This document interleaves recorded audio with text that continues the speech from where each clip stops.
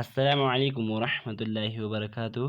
Akkuma beekamu egaa kunoo Atlanta tana magaalaa Qaaqeetti kaa'amne jechuudha. Hanga Finfinnee, Jimmaa fi Naamtee keessa jiru isin agarsiifnaa jechuudha. Numa hordofaa isin. Akkasumatti kun magaalaa Qaaqeetti. Manni kun manni isin agarsiisuu deemu kun mana diimaa jedhama kunoo. Isin agarsiisaa kunoo kun jechuudha. Mana diimaa. Yaani waajjira Qaaqee jechuudha. Amma gara sarbootti gad adeemna asiin kunoo. Gandi kun Qaaqee jedhamti. Asiin kun immoo Qaaqee gamaa. Qaaqee gamaa jedhama Qaaqee gamaa. Maal jechuudha kun mana hospitaala jechuudha yookaan waajjira fayyaa. Waajjira fayyaa ganda Kaaroo magaalaa Qaaqeetti jechuudha. Akkuma kana kun immoo mana barumsaa yookaan mana barumsaa tokko hanga 8 jechuudha. Kunoo dirree meedaa isaallee akkuma argitan kana kunillee sagaraadha jechuudha. Tokko hanga 8 jechuudha. Haayiskuuliin bakka biraa jira. Asiin kun manni kun mana Aliyyi Baashara jedhama laqeen kun akkasitti gadi. Asiin gadi gaa maashaallah irraan gadee biloo kaan irra gaa sarbuu jirra. Asiin kun irraan gadee biloo jedhama biloo. Asiin kun ammallee ganduma garaa keessa jira jechuudha. Gadoo kun irraan gadee hanga bilootti. Asiin gadoo kun amma gara gartee malkaa qarsaatti dhiyaannee jirra. Asiin gadi gaa kun ceenee irra jechuudha kun irraa olee maaliiti? Kunoo tabba manoo buunee bakka gara girmaa bakka jedhamu geenyerra. Ana ganda girmaa. Kunoo akkasitti girmaadhaan gadi kunneerra. Bakki kun immoo girmaadha. Girmaa keessa jechuudha kun ganda girmaa keessa. Bakki kun bakka maaliiti? Bakka nuti bakka jechuun karaa keenyaaf biyyoon qotamee achi biyyoon fuudhamee karaa naqamu jechuudha. Achirraa fuudhameeti karaa naqama jechuudha kun bakka kanarraa biyyoon. Asiin kunoo kakkaanee karaan kun eessa keessa karaan kana qotee kun gara harka mirgaatiin ka'e kuni Kombolcha ganda Kombolchaa keessaa jechuudha asiin kun. Asiin kun immoo asiin magaalaa sarbootti deemna kakarichi Kombolcha keessaa kun sarboo keenya tuppee kun magaalaa naannoo tuppeetu keenyarra sarboo dhagaalaa kun magaalaa kun keessatti argitan kun magaalaa sarboo jedhamti kun maqaan isaa baasee jira sarboo ijoollee sarboo qophiliinkii godha. Maashaallah nuti illee ijoollee sarbooti.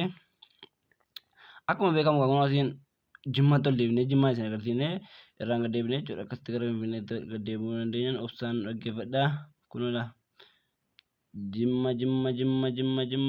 Kunoo asiin gaalaa kunoo Jimmaa maashaallah Jimmaa yuunivarsiitii.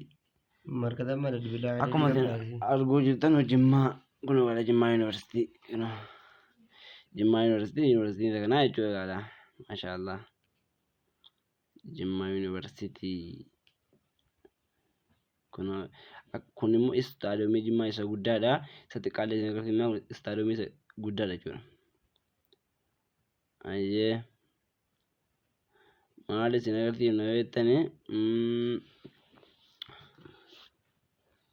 Allahumma salli istaadiyoomii Jimmaa isa xiqqaa jechuudha. Istaadiyoomiin kun istaadiyoomii isa xiqqaadha laa kun akkuma arguu jirtan Jimmaa istaadiyoomii jedha.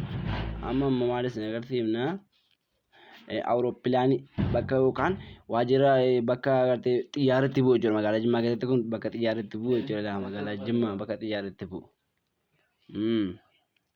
Amma immoo beete mangistii fakkeenyaaf Jimmaa keessatti mootummaa keenyaaf Dooktor Abiyyiidhaaf ijaaramaa jiru jechuudha. Yeroo addaa kana isin agarsiifna.